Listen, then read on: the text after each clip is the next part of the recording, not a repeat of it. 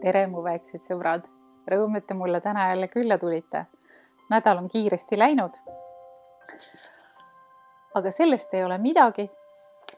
Täna me oleme koos ja loeme jälle ühe toreda muinasjutu. Viimane kord, kui ma lugesin teile Itaalia muinasjuttu, siis ma sain sellist toredat tagasisidet, et see lugu väga meeldis. Mõtlesin, et ma loen täna teile veel ühe Itaalia muinasjutu. Sellest samast vahvast raamatust, kust eelminegi kord. Muide, kas te vaatasite suure maakaardi pealt, et kus Itaalia täpselt asub? Tookord ma näitasin teile, et Itaalia on saapakujuline. Ma usun, et te vaatasite järgi. Aga kas te oskate mulle öelda, kumma jala saabas see on? Vot, mõelge, vaadake veel kord kaarti ja rääkige oma vanematega, mis otsusele te jõuate, kumma jala saabas see Itaalia on. Aga mis ma siis täna teile loen? Valisin lugemiseks sellise loo, mille pealkiri on, et armastan sind nagu soola. Ja hakkame otsast minema.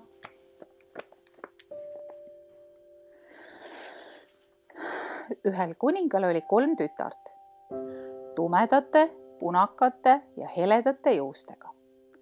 Esimene oli inetu, teine ei ilus ega ka mitte inetu, 3. aga hea ja ilus. 2 vanemat tütart olid noorema peale kadedad. Sel kuningal oli veel ka 3 trooni, valge, punane ja must troon. Kui kuningas oli heas tujus, istus ta valgel troonil. Kui ta ei olnud päris heas tujus, siis ta istus punasel troonil. Ja kui ta oli vihane, siis ta istus mustal troonil. Ühel päeval istuski kuningas mustal troonil, sest ta oli 2 vanema tütre peale pahane. Seda nähes hakkasid vanemad tütred isa ümber lipitsema ja talle meelitusi ütlema.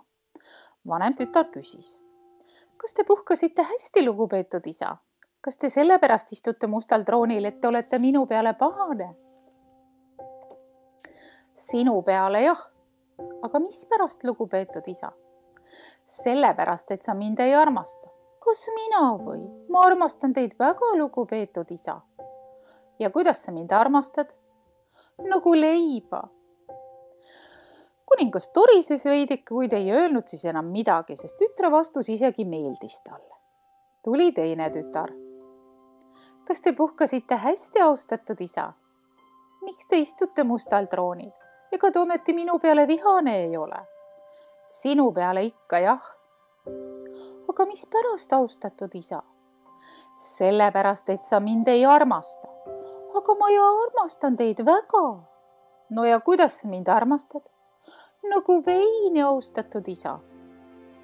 Kuningas pomises midagi, kuid oli näha, et ta oli vastusega rahul. Siis tuli naerdes 3. tütar. Oo, lugupeetud isa, kas te puhkasite hästi? Miks te istute mustal troonil? Võib-olla te olete minu peale pahane. Sinu peale kah jah pahane, sest sina ei armasta mind samuti. Aga ma ju armastan teid, väga armastan teid, isa. Kuidas sa mind armastad? Ma armastan teid nagu soola. Seda kuuldes sai vana kuningas maru vihaseks. Või nagu soola, nagu soola. Ah, sa nurjatu, kao mu silmist, ma ei taha sind enam kunagi näha. Ja ta andis käsu, et tütar viidaks metsa ja hukataks. Kui kuninganna kuninga korraldusest teada sai, hakkas ta pead murdma, kuidas oma tütart päästa, sest tema armastas oma last tõeliselt. Kuningalossis oli üks suur hõbedast küünlajalg. Et Zizola, nooremat tütart kutsuti Zizolaks, sellesse suurde küünlajalgaga sisse mahuks. Kuninganna peitiski tütre küünlajala sisse, siis kutsus ta oma kõige ustavama teenri ja ütles sellele. Mine ja müü see küünlajalg maha. Kui sult küsitakse, mis küünlajalg maksab, siis vaesele ütle väga-väga palju. Rikkale aga ütle hinnaks vähe ja anna talle see küünlajalg ära. Kuninganna embas tütart, jagas talle igasuguseid õpetussõnu kaasa ning pani küünlajala sisse kuivatatud viigimarju, šokolaadi ja küpsiseid. Teener tassis küünlajala väljakule. Kõigilt ostjailt, kes talle ei meeldinud, küsis ta küünlajala eest hingehinda. Lõpuks tuli Torralta kuningapoeg, uuris küünlajalga igast kandist ja küsis siis, kui palju see maksab. Teener ütles talle väga tühise hinna. Prints laskiski küünlajala oma lossi viia. Seal keskis ta küünlajala söögisaali panna, et kõik lõunakülalised seda imetleda saaksid. Õhtuti käis prints väljas sõprade juures aega veetmas. Ta ei tahtnud, et teda kodus oodatakse, seepärast jätsid teenrid talle õhtusöögi lauale ning läksid ise magama. Niipea, kui Zizola kuulis, et saalis jäi vaikseks, tuli ta küünlajalast välja. Sõi õhtusöögi kiiresti ära ja läks küünlajala sisse tagasi. Kui prints õhtusööki eest ei leidnud, ajas ta terve maja üles ja hakkas teenritega riidlema. Teenrid vandusid, et nad olid söögi lauale jätnud ja et kindlasti sõi mõni kass või koer selle ära. Kui veel kord niimoodi juhtub, lasen teid kõiki lahti, ütles prints. Laskis tuua endale uue õhtusöögi, sõi ja heitis magama. Järgmisel õhtul kordus aga sama lugu, kuigi uks oli lukus. Prints ajas jälle terve maja jalule, aga lõpuks ütles: vaatame veel järgmisel õhtul.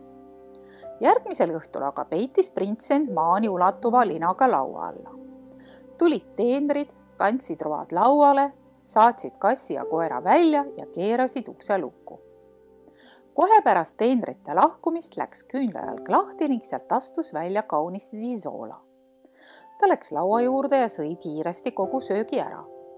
Nüüd aga hüppas prints laua alt välja, haaras tütarlapsel käest ega lasknud tal põgeneda. Zizola viskus printsi ette põlvili.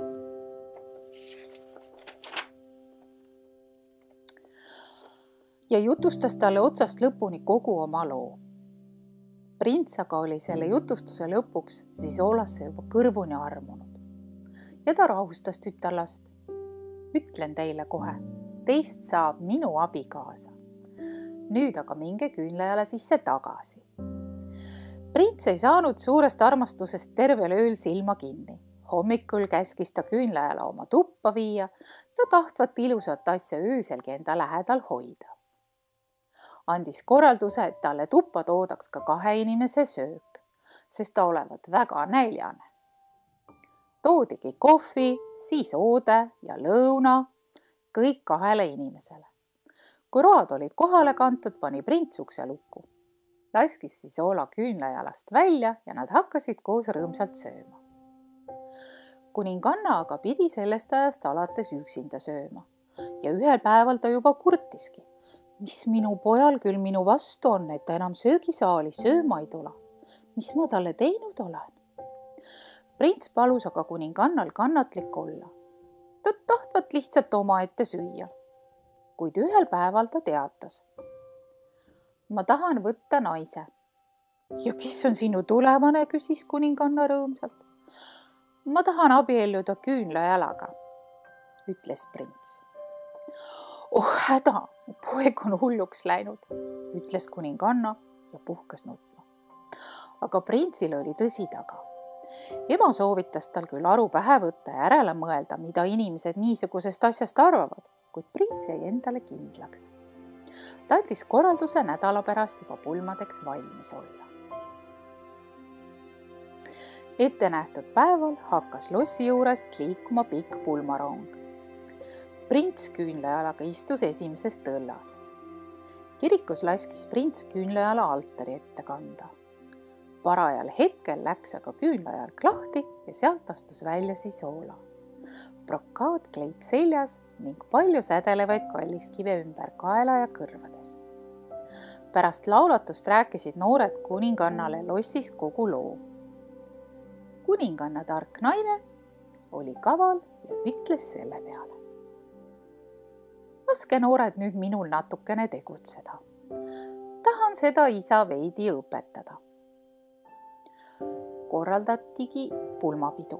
Kutsuti kokku kõik ümberkaudsed kuningad, sealhulgas ka Sisoola isa. Sisoola isale laskis kuninganna aga eraldi road valmistada.